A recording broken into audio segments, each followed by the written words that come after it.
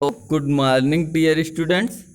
Class 11th की chemistry में आज हम लोग अंतरा आणविक अन्योन्य क्रियाएं मीन्स जो पदार्थ की अवस्थाएं होती हैं, ठोस हो या द्रव हो या गैस हो, मेनली हमें द्रव और गैस के विषय में यहाँ पर पढ़ना है, जिसमें हमें अंतरा आणविक अन्योन्य क्रियाएं पदार्थ के अणुओं के मध्य होने वाली क्रियाओं का अध्ययन करना है।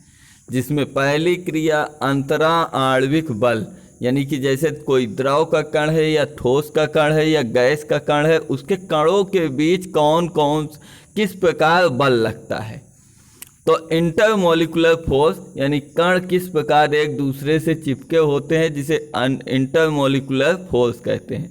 वे बल जो किसी पदार्थ के अणुओं के मध्य कार्य करते हैं, वे बल जो किसी पदार्थ के अणुओं के मध्य कार्य करते हैं अंतरा आणविक बल कहलाते हैं।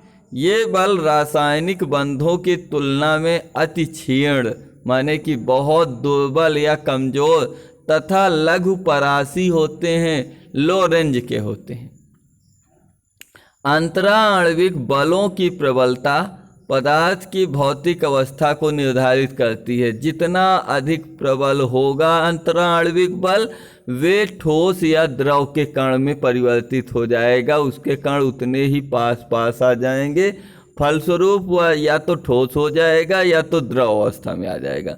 और यदि अंतरा आणविक बलों की प्रबलता कम है, दुर्बल है, तो गैस अवस्था में परिवर्तित हो जाएंगे।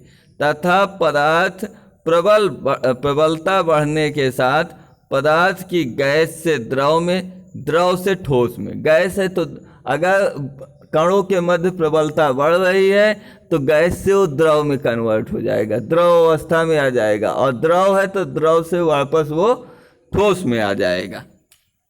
प्राप्त करने की प्रवृत्ति बढ़ती जाती है। इन बलों को सामूहिक रूप से, जो अंतरा आणविक बल होते हैं, इन बलों को सामूहिक रूप से वान डर वाल्स बल भी कहा जाता है, जिन बलों के द्वारा पदार्थ अपने अणुओं को एक दूसरे से जोड़कर उसका आकार निर्धारित करवाते हैं, वान डर वाल्स बल या अंतरा आणविक बल कहलाते हैं। ये बल निम्नलिखित प्रकार के हो सकते हैं। पहला आपका विसर्जन अथवा लंदन फोर्स, लंदन बल, विसर्जन या लंदन बल, डिस्पर्सन और लंदन फोर्सेस। दूसरा द्विध्रुव बल, डाइपोल डाइपोल फोर्सेस। तीसरा द्विध्रुव प्रेरित द्विध्रुव बल, डाइपोल इंड्यूस्ड डाइपोल फोर्सेस। और चौथा लास्ट है हाइड्रोजन बॉन्डिंग, हाइड्रोजन बंध। अब चलते हैं आगे की तरफ, देखते हैं पहला क्या है, विसर्जन अथवा लंदन बल। विसर्जन अथवा लंदन बल, डिस्पर्सन और लंदन फोर्सेस। ये सभी आणविक पदार्थ जो अणुओं के रूप में, ऐसे पदार्थ जो अणुओं के रूप में पाए जाते हैं, उनमें पाया जाने वाला अंतरा आणुक बल है। इनकी प्रकृति वैद्युत स्थैतिक बलों की होती है, इनकी प्रकृति वैद्युत स्थैतिक बलों की होती है तथा ये पास पास रखे अणुओं में उपस्थित प्रेरित द्विध्रुवों के मध्य लगने वाला आकर्षण बल है। प्रेरित द्विध्रुव किसी द्विध्रुव के द्वारा प्रेरित होने से लगने वाला बल है। उदाहरण H2, N2, Cl2, O2, CH4, C2H6, I2, Br2 आदि। इन सब में यह विसर्जन या लंदन बल पाया जाता है। किनमें? हाइड्रोजन अणु, क्लोरीन अणु, नाइट्रोजन अणु, ऑक्सीजन अणु, CH4 मीथेन अणु, C2H6 एथेन अणु, आयोडीन, ब्रोमीन। इन सब के अणुओं में हमारा विसर्जन बल पाया जाता है। यहाँ पर चित्र में दिखाया गया है कि परमाणु A, ये हमारा परमाणु A है, जिसके बीच में क्या होता है, धनावेशित नाभिक होता है। दूसरे परमाणु B के केंद्र में धनावेशित नाभिक होता है। दोनों इलेक्ट्रॉन आवेश की एक सममित वितरण है, एक समान रूप से वितरण व्यवस्थित है। इसके केंद्र में ये इस प्रकार से व्यवस्थित हैं।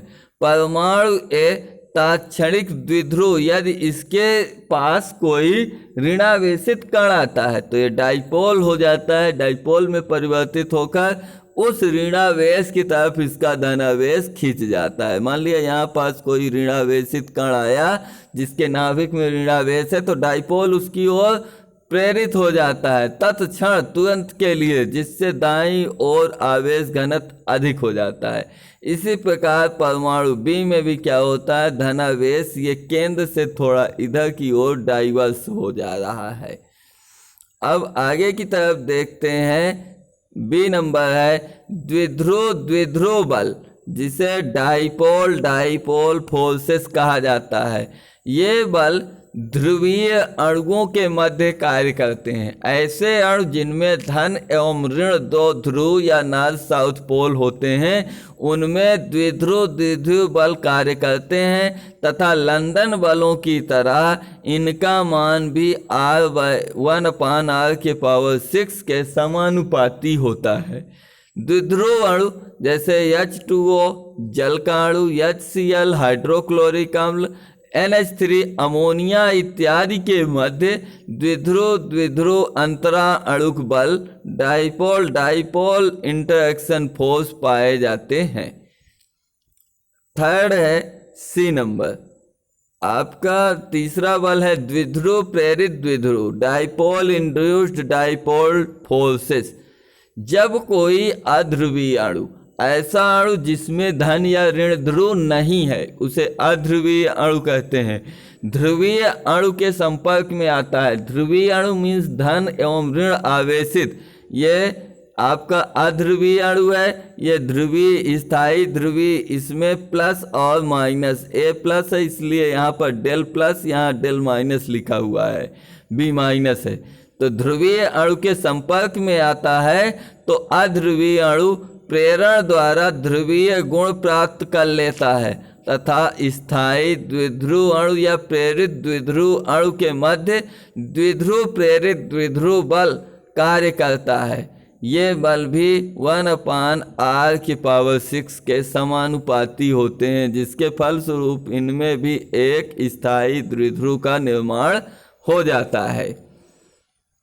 अब चलते हैं आगे की तरफ। इसमें क्या होता है कि जब प्रेरित हो गए तो ये स्थायी ध्रुव एक ध्रुवित अणु बन गया और ये प्रेरित हो गया। इसके द्वारा ये जो आवेश रहित था, ये भी धन एवं ऋण आवेश, ये ऋण आवेश धनावेश को प्रेरित कर दिया और फिर इस प्रकार से धन एवं ऋण आवेश में प्रेरित हो गया।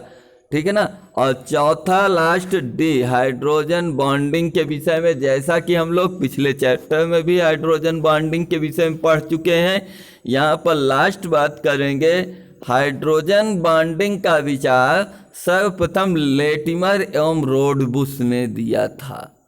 जब कोई हाइड्रोजन परमाणु किसी उच्च ऋण विद्युतीय तत्व जिनमें ऋण विद्युतता का गुण बहुत प्रबल हो से सहसंयोजी बंध से जुड़ा होता है तो उसके मध्य हाइड्रोजन बंध का निर्माण होता है। अर्थात क्या होता है, किसी उच्च ऋण विद्युतीय तत्व का हाइड्रोजन परमाणु से क्षीण बंध बनाने की प्रवृत्ति। किसी उच्च ऋण विद्युतीय परमाणु जैसे ऑक्सीजन का हाइड्रोजन परमाणु से क्षीण बंध दुर्बल बंध बनाने की प्रवृत्ति जो होती है, हाइड्रोजन बॉन्डिंग कहलाती है। यही है हाइड्रोजन बॉन्डिंग। ये हाइड्रोजन बॉन्ड बना हुआ है। जल के अणु में हाइड्रोजन बंध यहाँ पर दिखाया गया है। हाइड्रोजन बंध दो प्रकार के होते हैं, एक अंतराणुक हाइड्रोजन बंध इंटरमोलिकुलर हाइड्रोजन बॉन्डिंग, दूसरा अंतः अणुक हाइड्रोजन बंध इंट्रामोलिकुलर हाइड्रोजन बॉन्डिंग। तो आज हम लोगों ने द्रव या गैस के अणुओं के मध्य अन्योन्य क्रियाओं का अध्ययन किया। अगले टर्न पर अगले नए वीडियो के साथ मिलेंगे। तब तक के लिए जय हिंद, वंदे मातरम।